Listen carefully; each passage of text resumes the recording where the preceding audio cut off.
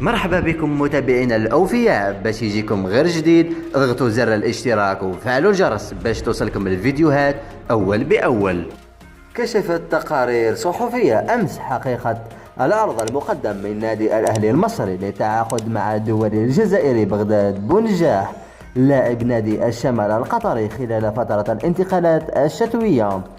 بحسب ما ذكرته صحيفة العرب القطرية، فإن مهاجم الخضر ولاعب نادي الشمال القطري يتواجد في مفكرة مسؤولي الأهلي المصري الذين يستعدون لتعزيز صفوف الفريق بصفقات كبيرة تحسبا للمشاركة في بطولة كأس العالم للأندية. أكدت الصحيفة القطرية أن الأهلي المصري تحدث عبر وسطاء التفاوض مع اللاعب الجزائري بغداد بونجاح لمعرفة مدى رغبته الشخصية وإمكانيته إلى الانتقالات إلى الأهلي المصري. وأشارت المصادر ذاتها إلى أن نادي الشمال القطري أكد أنه لم يتلقى حتى الآن أي اتصال رسمي من الأهلي لطلب ضم بونجاح